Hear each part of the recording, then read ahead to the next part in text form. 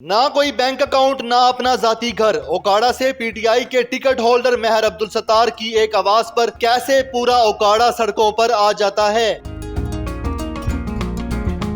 महर अब्दुल सत्तार का life style क्या है और टिकट मिलते ही गाड़ियां प्रोटोकॉल कौन दे रहा है, जानिए इस वीडियो में। अस्सलाम वालेकुम, मैं हूं उस्मान बट, आप देख रहे हैं उर्दू पॉइंट। नाज़रीन, इमरान खान साहब ने पंजाब असम्बली के इंतखाबात के लिए जिन उम्मीदवारों को पीटीआई की टिकटें जारी की हैं उनमें ओकाड़ा के महर अब्दुल सत्तार साहब के बारे में काफ़ी सोशल मीडिया पर चर्चे हैं। महर अब्दुल सत्तार साहब को PP 186 ओकाड़ा से टिकट जारी की गई है और आज हम आपको उनसे मिलवाते हैं, उनके घर लेके चलते हैं। इस वक्त हम उनके घर के बाहर ही मौजूद हैं, तो उनके बारे में काफ़ी बातें मौजूद हैं, काफ़ी बातें उनके बारे में वायरल भी हैं। उनमें क्या हक़ाइक़ हैं, क्या हकीकत है और उनका लाइफ स्टाइल क्या है। The iron man of Okara Mehr Abdul Sattar Sahab से आज आपकी मुलाकात करवाते हैं। आए हमारे साथ। अस्सलाम वालेकुम सर। वालेकुम सर, कैसे हैं आप? ठीक हैं जी, अल्हम्दुलिल्लाह।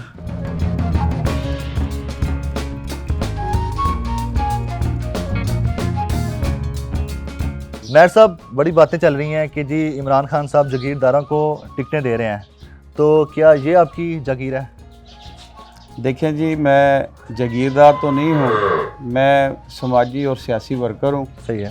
और ये मेरा भाई घर है, तो यही मेरा आज़ाद है।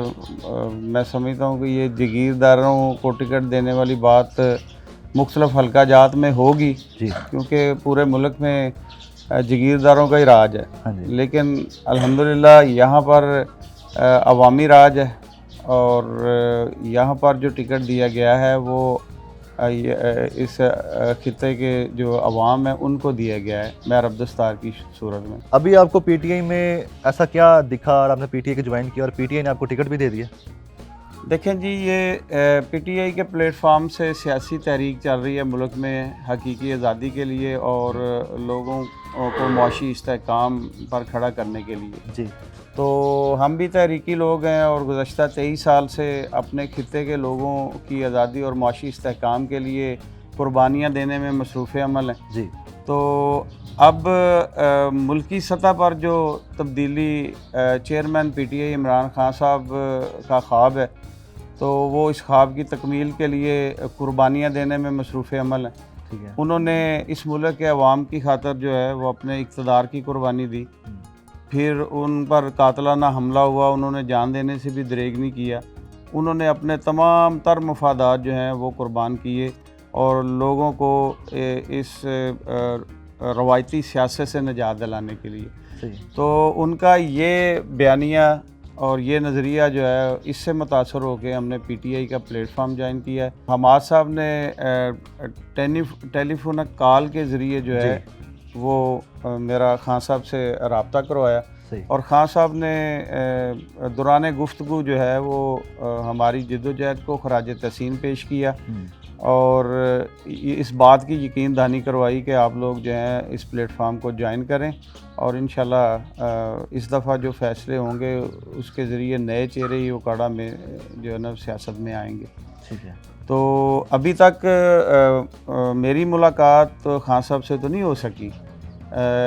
ये लास्ट टाइम इंटरव्यूज़ के ज़रिए टिकटें देने की जो प्रैक्टिस चल रही थी जी। वो भी 110 हल्के जब हुए तो वो रुक गई क्योंकि टाइम की किल्लत थी और टिकटों की तकसीम का अमल जो था वो मुकम्मल करना था। सही है। तो इस तरह उन्होंने वेस्ट पंजाब और सेंट्रल पंजाब के जो टिकटों के फ़ैसले हैं वो उन्होंने पार्लिमानी बोर्ड के ज़रिए किए और पार्लिमानी बोर्ड जो है वो वेस्ट पंजाब का सदर और जनरल सेक्रेटरी और इमरान खान साहब और कोर कमेटी के मेंबरान, ये वो पार्लिमानी बोर्ड था जिनके ज़रिए ये फ़ैसले अमल में आए। इस प्लेटफार्म से जो रैलियों का इनकाद हुआ उसमें 13 फरवरी 2023 को हमने जो तारीख साज रैली निकाली पाकिस्तान तहरीक इंसाफ के प्लेटफार्म से, उस रैली को खान साहब ने बड़ा एक्नॉलेज किया और हमें एप्रिसिएशन का पैगाम भेजा और साथ ही मुलाकात के लिए भी जो है वो हमें कहा गया।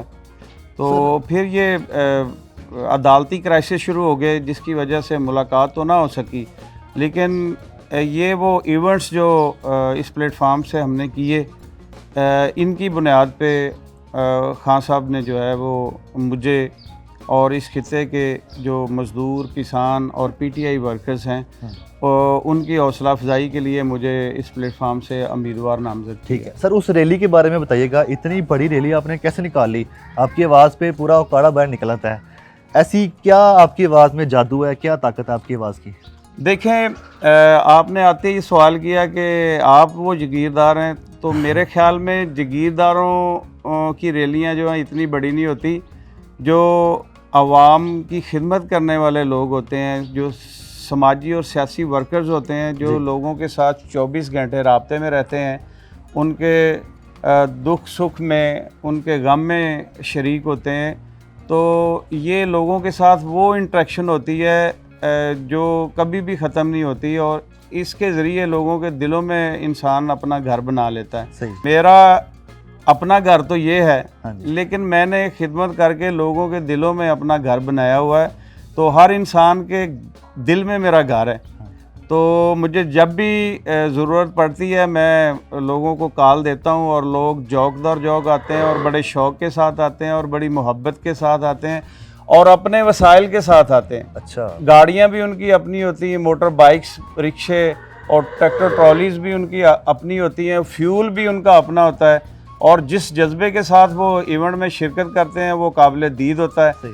तो हमारी रैली में जो लोगों के अंदर जो जोशो खरोश था जी, खान साहब ने उस जोशो खरोश को जो है वो सराहा है, और उस रैली को इक्नॉलेज किया है। और वो रैली जो है वो वेस्ट पंजाब में A+ ग्रेड में उसका शुमार हुआ है, और पूरे पाकिस्तान में अगर कोई मुतासरकुन रैली निकाली गई है तो वो हल्का PP 186 में मैं अब्दुस्तार की क़यादत में अवाम के भरपूर तावन से निकाली गई। सही।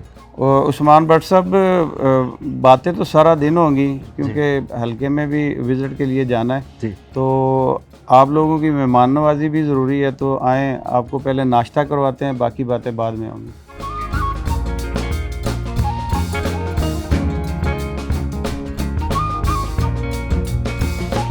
सर बताइएगा, दिन का आगाज़ कैसे करते हैं, किस वक्त जागते हैं, फिर सबसे पहले क्या क्या एक्टिविटीज़ हैं, उसके बाद फिर नाश्ते की तरफ आते हैं? अल्लाह सुबह नमाज के लिए उठते हैं जी। फजर के वक्त। सही। नमाज पढ़ने के बाद फिर पहली एक्टिविटी जो है वो वॉक पे जाते हैं। सही।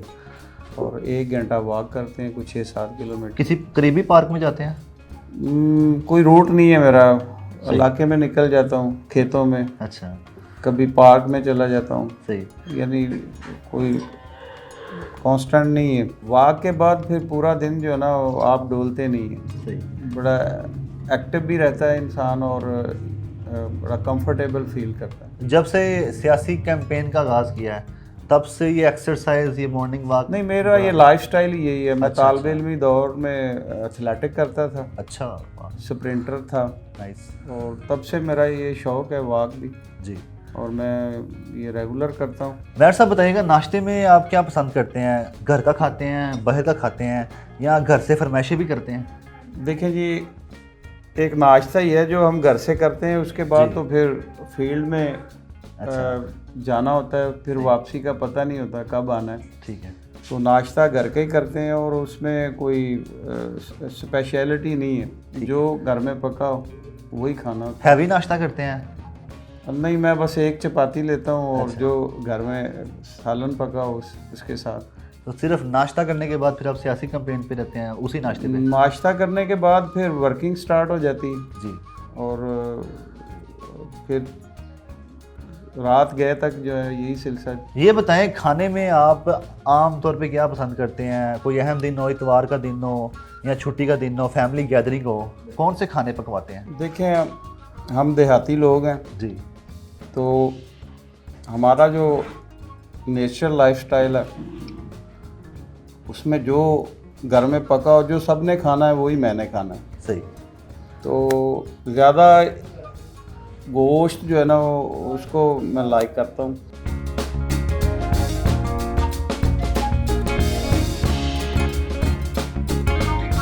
मैर साहब ये बताएं, आप स्टूडेंट थे, तालीम हासिल कर रहे थे, फिर सियासत में किस तरह आगे? स्टूडेंट लाइफ से पॉलिटिकल लाइफ, ये कैसे इंटरचेंज हुआ? देखें, स्टूडेंट लाइफ अपनी जगह, लेकिन साथ साथ हमारा जो सोशल वर्क था वो भी हम जारी रखा हुआ था हमने। जी बचपन से ही खिदमत खलक की जो है ना वो बड़ा शौक़ है खिदमत खलक का। सही। तो समाजी वर्कर होने के नाते जो है ना वो हम तालीम के दौरान भी अवामी खिदमात सर अंजाम देते रहते थे। 1997 में जी ये बलदियाती इलेक्शन आए तो मैं BSc 7th सेमेस्टर में ज़रई यूनिवर्सिटी में ज़ेर तालीम था। जी तो वो पहला इलेक्शन था जिसमें मैंने पार्टिसिपेट किया और वो तारफ़ी इलेक्शन था, लड़ा। फिर दौरान तालीम ही ड्यूरिंग MSc मैंने नाज़िम यूनियन कौंसिल का इलेक्शन लड़ा, ठीक है, और वो जीता जी 2001 में। फिर 2002 में MPA के लिए नॉमिनेशन पेपर फाइल किए। तो यहाँ पे एक इशू चल रहा था मुज़ारिन और फार्म इंतज़ामिया का, तो यहाँ पर जो एक कशीदगी चल रही थी उसका जवाब बना के मेरे नॉमिनेशन पेपर जो थे वो खारिज करवा दिए गए। अच्छा। और मैं वो इंतखाबी मरहले से आउट हो गया। फिर 2005 में नाज़िम यूनियन कौंसिल का इलेक्शन लड़ा बलदियाती, वो जीता। और ये 97, 2001 और 2005 के ये इलेक्शन मैंने आज़ाद ही कंटेस्ट किए। सही। और फिर 2008 का जनरल इलेक्शन आया, उसमें मैंने हल्का PP 191 से मैंने MPA का इलेक्शन लड़ा आज़ाद असीयत से। तो उसमें मुझे 1600 वोटों से जो ना रिटर्निंग ऑफिसर की कोर्ट से जो है ना वो हरा दिया गया। अच्छा। तो फिर 2013 में मैंने जनरल इलेक्शन लड़ा इसी हल्का से 191 से जी, और पीपल्स पार्टी के प्लेटफॉर्म से। तो उस दौर में पीपल्स पार्टी का दौर गुजरा था रिसेंटली जो गुज़श्ता जी, बिल्कुल। 2013 में। तो इक़्तिदार के बाद फिर पार्टियों की रिजेंटमेंट होती है, उसका भी इम्पैक्ट था। ठीक है। तो 34,124 वोट लेने के बावजूद मुझे हरा दिया गया, क्योंकि उस वक्त ये फार्मूला मुल्की सतह पर तय था सही। कि सिंध जो है वो पीपल्स पार्टी को, और जो पंजाब है वो नून लीग को, और NWFP जो है वो तहरीक इंसाफ। सही। तो इस तरह से यहाँ पे जितने भी पीपल्स पार्टी के उम्मीदवार थे कुछ रिजेंटमेंट की वजह से हार गए और कुछ अच्छी कारकर्दगी के बावजूद इस फार्मूले का शिकार हुए। अच्छा। तो उसमें मैं भी भारी मैंडल लेने के बावजूद जो है वो मुझे हरा दिया गया। डॉक्टर साहब, आप पर कई मुकदमात भी हुए, वो मुकदमात कौन से थे और क्या आप भी कोई मुकदमा है आपके ऊपर? वो मुकदमात मैं पहले भी जिक्र कर चुका हूँ कि जब हमने कॉन्ट्रैक्ट पॉलिसी के नफाज के रास्ते में रुकावट बनने की कोशिश की, उसको चैलेंज किया, और बीइंग ए सोशल वर्कर अपने लोगों की नुमाइंदगी शुरू की। तो अंजुमन मुज़ारिन ओकाड़ा के नाम से तंजीम बनाई और उस प्लेटफार्म से जद्दोजहद का आगाज़ किया। तो मुज़ारिन की क़यादत करने की पदाश में फिर मुकदमात दर्ज होने का सिलसिला शुरू हुआ। तो उन्हीं मुकदमात में फिर मेरी गिरफ्तारी अमल में आई 16/4/16 को, 16.5 साल की जद्दोजहद के बाद। उसमें फिर मैं 4.5 साल जो है वो मैंने जेल काटी उन मनगढ़ मुकदमात में। तो उन मुकदमात में एक मुकदमा जो 731/15 था, जो 324/788 दफ़ात के तहत मेरे ख़िलाफ़ दर्ज किया गया। तो उस मुकदमा में मुझे 10 साल कैद हुई, और फिर मैं 12 सितंबर 2020 को हाई कोर्ट से बरी हुआ। तो ये मुकदमात मुज़ारिन की क़यादत करने की पादाश में मेरे ख़िलाफ़ दर्ज हुए। जब भी कोई बलदियाती इलेक्शन आता या जनरल इलेक्शन आता तो हमें ये फ़िक्र पड़ जाती थी कि ये मुज़ारिन का इत्तेहाद जो है ये ख़तरे में पड़ जाएगा। तो उस इत्तेहाद को बचाने के लिए और मैक्सिमम मुज़ारिन और मज़दूरों को एक प्लेटफार्म पे इकट्ठा रखने के लिए मैंने फिर बलदियाती सियासत का आगाज़ किया। सर आपको ओकाड़ा का आयरन मैन कहा जाता है, इसकी क्या वजह है? और फिर ये बताएं कि आपका यहाँ पर कितना असर रसूख है, कोई ग्रुप वगैरह भी आपका है? देखिए जी, ये तो मेरे लिए एजाज़ है अगर कोई इस नाम से मुझे मुखातब करता है, तो इस पे मैं यही कहूँगा कि हम सहल तलब कौन से फरहाद थे, लेकिन अब शहर में तेरे को हम सभी कहा। तो इस हवाले से मैं समझता हूँ कि मैं तो एक कमज़ोर और अदना सा इंसान हूँ। मेरी मजबूती जो थी वो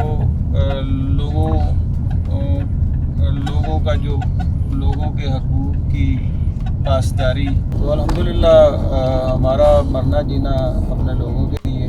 सर आपके असासे कितने हैं, आपने कितने डिक्लेयर किए और आपका सोर्स ऑफ इनकम क्या है? मेरा असासा तो लोगों की शक्ल में है, और जब आपका असासा लोग हो तो फिर आपको किसी और असासे की ज़रूरत ही नहीं। और रही बात सोर्स ऑफ इनकम की, तो मैं खेत मजदूर का बेटा हूँ। हमारे पास इतने वसाइल हैं जो काश्तकारी से और रीयरिंग ऑफ एनिमल से हमें हासिल हो जाते हैं, जिससे हम अपनी फैमिली की कफालत कर सकते हैं।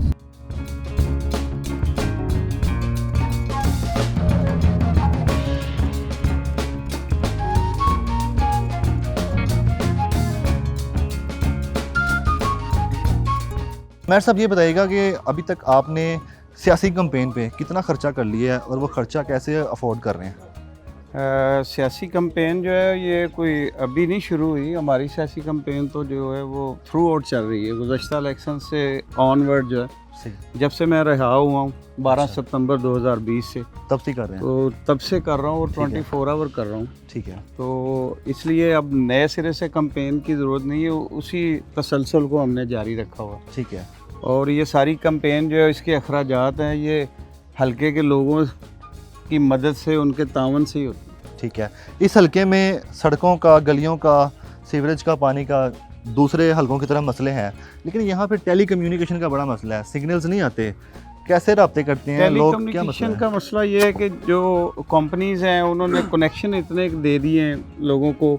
एक तो जो कनेक्शन की सैचुरेशन है ये भी एक वजह है, दूसरा इनके जो बोस्टर लगे हुए हैं उनकी डायरेक्शन ठीक नहीं है। जिन इलाकों में ये कम्युनिकेशन का फुकदान है वहाँ पे बोस्टर्स की डायरेक्शन ठीक नहीं। आपके इलाके में कुछ तीसरा है कि हमारे इलाके में तो ये मसला बहुत गंभीर है। आप लोग गांव आए हैं तो वहाँ पे तो ये डेड सर्विस है, जैसे जैमर्स लगे हुए हैं। बिल्कुल। तो उसकी वजह ये है कि एक तो वहाँ से टावर जो हैं, सिग्नल्स के जो टावर हैं वो दूर हैं जी। तो हमारे इलाके में टावर नस्ब नहीं हो सकते क्योंकि उसके लिए मलकीती फ़र्द की ज़रूरत है, जबकि जो मिलिट्री फार्म एरिया है उस मुतनाज़ रकबे पे रेस्ट्रिक्शन है, कंपनीज जो है ना वो टावर नहीं लगाती। सही है। तो फिर किस तरह सर रब्ते करते हैं आपस में? ऐसे ही है, अगर ड्राइंग रूम में बैठे हो तो कॉल सुनने के लिए या करने के लिए फिर बाहर बाज़ार में आना पड़ता है। ठीक है। गांव के अंदर इल सर्विस है, और जब बाहर वाले घर आ जाएं, डेरे पे आ जाएं, तो फिर कोई 50% इम्प्रूवमेंट हो जाती है। तो बस गुजारा चल रहा है, लेकिन बेहतर सर्विस नहीं है। ठीक है। और जब ये तमाम सहूलियत ना हो, मतलब बाहर आके भी सिग्नल ना आ रहे हो, तो फिर किस तरह ख़तो किताबत होती है? ख़त भेजे जाते हैं? नहीं, ख़तो किताबत तो नहीं है, उसमें फिर ये डिवाइसेस हैं जो नेट की। अच्छा। तो उनके ज़रिए जो है वो फिर उनको ऊपर हाइट पे रख के तो नेट के ज़रिए रब्ते की कोशिश करते हैं।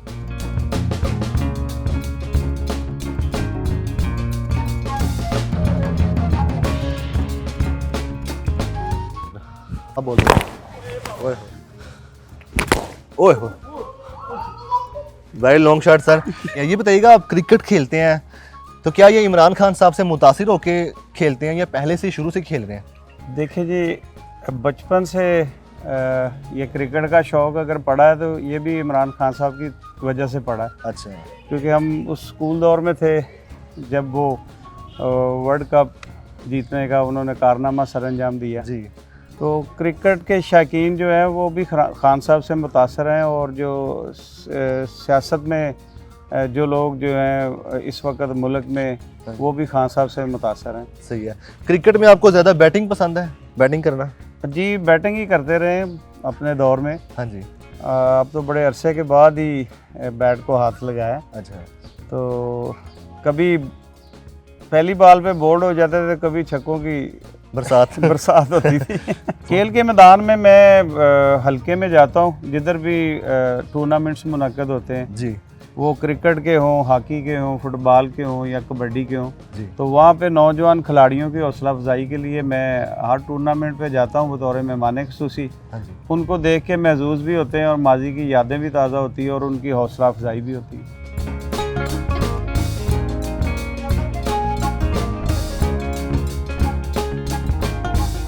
नायर साहब, सारा दिन आपकी पॉलिटिकल एक्टिविटीज़ रही हैं, हल्के में गए हैं, आपने यहाँ पर एक्टिविटी की है, अपने हल्के की आवाम के साथ आपने यहाँ पे क्रिकेट मैच भी खेला, तो इतनी सारी एक्टिविटी के बाद थक नहीं जाते? सारा दिन आपने लगा दिया। देखें जी, हमारी सियासत जो है ना वो खिदमत खल्क के लिए है, सही। और जब आप इंटरेस्ट फ्री होके लोगों के लिए खिदमात सर अंजाम देते हैं तो फिर थकावट के असरात नहीं आते। सही। तो अगर आप रवायती सियासत करें तो वो सैल तलब लोग जो है ना वो थक जाते हैं। अच्छा। तो हम जफाकश लोग हैं और ये खिदमत खल्क को इबादत समझ के करते हैं, तो इसलिए ना थकावट होती है ना उकताहट होती है। पीपी 186 से जब से आपको टिकट मिली, आप हल्के की आवाम में जा रहे हैं, तो हल्के की आवाम आपके सामने कौन से मसाइल रख रही है और आप उनको क्या यकीन दहानी करवा के आ रहे हैं कि ठीक है आपके ये मसले इतनी देर में हल हो जाएंगे? मतलब क्या उनके साथ डिस्कशन क्या करके आते हैं? देखिए, टिकट अनाउंस हुए तो अभी चंद दिन गुजरे हैं जी। मैं तो गुज़श्ता 23 साल से हल्के के लोगों के लिए खिदमात सर अंजाम दे रहा हूँ। गुज़श्ता 23 साल से पंजाब के मज़ारीन और मज़दूरों के हकूक़ जो हैं उनके हसूल के लिए मैं अपनी खिदमात सर अंजाम दे रहा हूँ। सर ये बताएगा कि आप तो इसी पादाश में झूठे मुकदमात दर्ज किए गए मेरे ख़िलाफ़ और मुझे गिरफ़्तार करके जेलों में भेजा गया। ठीक है। तो 4.5 माह की नज़रबंदी, 4.5 साल की कैद, ये इस 23 साल कैरियर में जो है ना वो मुझे इसका सामना करना पड़ा। ठीक है। शुरू से आप अवामी लीडर तो रहे हैं, लेकिन जब से आप कप्तान के खिलाड़ी बने हैं, आप तो पहले ही तब्दीली के लिए काम कर रहे थे, लेकिन कप्तान का भी नारा तब्दीली है, तो हल्के की आवाम से क्या बातें करके आ रहे हैं? देखें जी, हमने भी खान साहब के इस बयानिए से मुतासर होकर PTI का प्लेटफॉर्म ज्वाइन किया है। सही। और इस सोच के साथ कि हमने आज से 23 साल कबल यही नारा जो है वो हमने भी लगाया जी। और एक मखसूस खित्ते पर मज़ारीन और मज़दूरों के हकूक़ की पासदारी के लिए कलमा हक़ का सही। और उनको जुल्म ज़्यादती और इस्तेसाल से बचाने के लिए तगदो की और उनको एक तसल्लुत से आज़ादी दिलाने का इक़दाम उठाया। तो मैं समझता हूँ कि अगर आप नेक नीति के साथ, ईमानदारी के साथ अपनी फ़राइज़ सर अंजाम दें तो एक मखसूस खित्ते पर मेरे जैसा अदना इंसान अगर तब्दीली ला सकता है और लोगों को शऊर देकर और लोगों को जुल्म और ज़्यादती के सामने कलमा हक़ कहने का दर्स देकर अगर एक मखसूस खित्ते पर तब्दीली आ सकती है तो मुल्की सतह पर इमरान खान साहब ने भी लोगों को शऊर देने का जो इक़दाम उठाया है, हम उसको खराज तहसीन पेश करते हैं। और उसी बयानिए से मुतासर होकर हमने जो है वो PTI का प्लेटफॉर्म ज्वाइन किया। मुख्तलिफ हल्का अहबाब से ये आवाज़ें उठ रही हैं कि जो टिकटें दी गई हैं वो बेची गई हैं या अमीरों को दी गई हैं, पैसों वालों को, असर और रसूख वालों को, जो बल्कि इसके अलावा जो जिनको टिकट नहीं मिल रही वो भी कुछ इस तरह की बातें कर रहे हैं। इस पर आपके क्या रिमार्क्स हैं? देखें जी, ये सारी बातें जो है ना बेबुनियाद हैं। खान साहब ने तमाम उम्मीदवारों का इंटरव्यू करके उनको टिकटें जो हैं वो देने की यकीनदहानी करवाई थी। बिल्कुल ऐसे। फिर ये टाइम की किल्लत की वजह से 110 हल्का जात तक तो इंटरव्यू हुए, उसके बाद फिर टाइम शॉर्ट था। फिर पार्लिमानी बोर्ड के ज़रिए जो है वेस्ट पंजाब और सेंट्रल पंजाब के जो फ़ैसले हुए हैं उसमें वेस्ट पंजाब में जो टिकट मुझे दिया गया है ये एक ज़िंदा मिसाल है। ये उन तमाम सवालात का जवाब है जो ये कहते हैं कि टिकटें जो हैं वो पैसों से फ़रोख्त हुई हैं।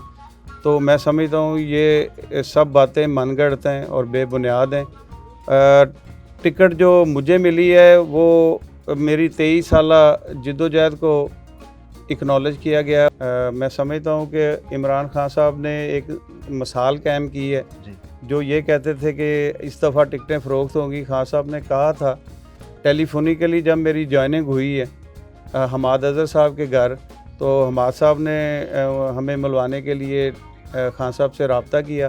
तो खान साहब ने कहा कि अभी 2-3 दिन मैं मसरूफ़ हूँ, तो आप लोग जॉइनिंग कर लें, फिर मुलाकात करेंगे। तो लॉन्ग मार्च की आमद थी, तो इस वजह से फिर टेलीफोनिक जॉइनिंग हुई है। और उसमें उन्होंने जब मेरा नाम आया तो उन्होंने कहा कि हाँ, मैं मुज़ारिन की इस जद्दोजहद को खराज तहसीन पेश करता हूँ और आपकी बड़ी कुर्बानी है, तो आप लोग इस प्लेटफार्म पे आए हैं, हम आपको खुशामदीद कहते हैं। और इस प्लेटफार्म पे आप सियासी जद्दोजहद करें, इंशाअल्लाह ताला अच्छे नताइज आएंगे। इस दफ़ा उन्होंने ख़ुद पूरी कोशिश की है कि हकदार जो हैं टिकटों के, उनको उनका हक दिया जाए। तो अब जिनको नहीं मिलता वो कहते हैं कि ये पैसे की नज़र हो गई हैं टिकटें। तो मैं समझता हूँ कि हमारी सूरत में तो ये भी इल्ज़ाम नहीं लगाया जा सकता कि हमें टिकट पैसों की वजह से मिला। हमें टिकट पैसों की वजह से नहीं मिला, हमें टिकट हमारे इस असासे की वजह से मिला है, जो लोगों की सूरत में। तो खान साहब ने मुझे और इस हलके के लोगों को, मज़दूर, किसान और पीटीआई वर्कर्स को एक्नॉलेज किया है।